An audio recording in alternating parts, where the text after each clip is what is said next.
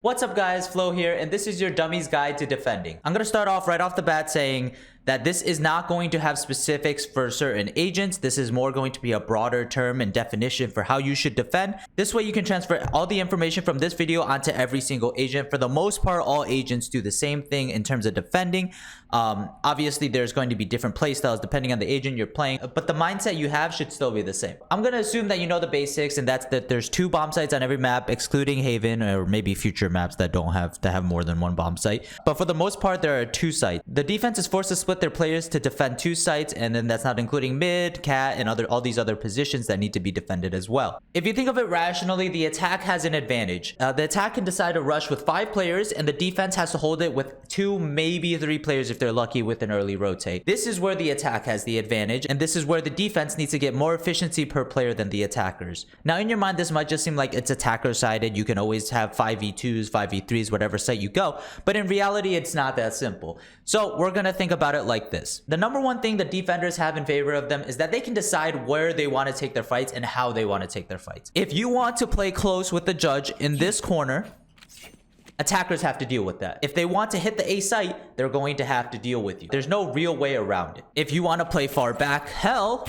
the attackers have to deal with that either. Basically, the ball is in your court how and where you want to take these fights.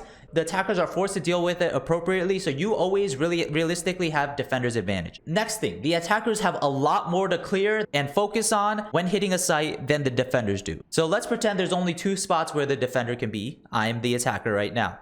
Let's say it's left or right.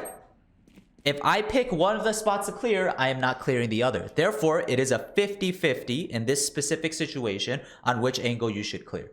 The A bomb site has a lot more angles than just those 2. Now you realize where the defender's advantage comes in. There's so many angles on site that it's no longer just as simple as a 50-50. If you're hiding back here on top of cat, maybe hell, generator, close right, close left, behind these boxes, you realize the percentages start adding up, and now it becomes much more in favor of the defenders, as the attackers, when they come out, they have to clear all these angles, when in reality, the defender just has to look at one place. Number 3, the advantage defenders have on site is that they can set up crossfires. Having a player tree room watching the push, as well as a player close to the doorway, now makes it hard because, like we said in the situation where it was a 50-50, if you're peeking and they're at both sides, this guy is guaranteed dead unless for some reason one of them with, right? So in this case, you're starting to realize where the defender's advantage lies. Where the attacker's advantage lies in numbers, the defender's advantage lies in positioning. So use that to your advantage. Let's build off of one of the things I mentioned before, and that's picking where you want to fight. If you can bottle them up at the choke point, you can get easy kills, as they're usually in a very narrow situation and they just line up because they're in such a close proximity. There's not really much area for them to work with. But you want to make sure that you're not getting picked. Picks work way better for attackers than they do for defenders, and let me explain why. And the reason is simple. It's the same thing as the numbers advantage. If an attacker gets picked, it's a 4-on-5, right? But the attackers get to take 1 site. The defense is still spread thin. So even if it's a 4-on-5, if there's 2 players on the A site, for example, and you decide to hit that site with 4 players, it is still a 4-on-2, technically still in favor of the attackers. Now think of it on the defense. If a defender gets picked, it's now a 4-on-5 as defenders. The defenders are forced to split 2 on each site. But don't forget the other parts of the map. So in this, on a sense case, it's catwalk. You need someone to watch that, or you need someone mid. So therefore, you actually don't even have 2 on site. You probably have more to like 1.5 players on site if we want to consider it that way. Now you realize that getting a pick, that now makes it a 5-on-1, a 5-on-1.5 to hit any site, and this benefits the attackers a lot more. This is why trading works better as an attacker than as a defender. While I'd like to say that you just hold them at the choke point, keep in mind that attackers are looking for picks. They're going to be searching for someone over-aggressing and trying to get a kill on you before hitting the site. The most dangerous part of hitting any site is crossing the choke point.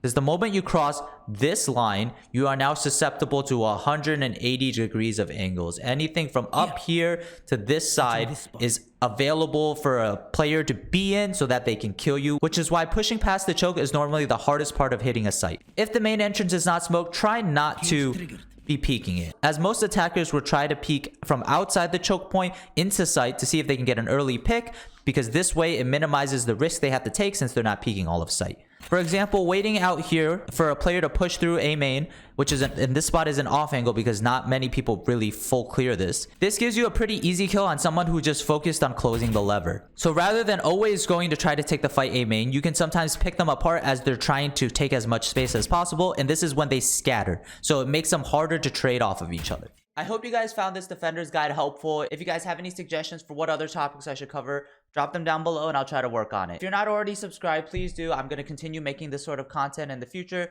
Also, please remember to drop a like. It'll really help the YouTube algorithm kind of push my videos out there. I appreciate every one of you guys who watches my videos, and I hope to see you guys in the next one. Peace out.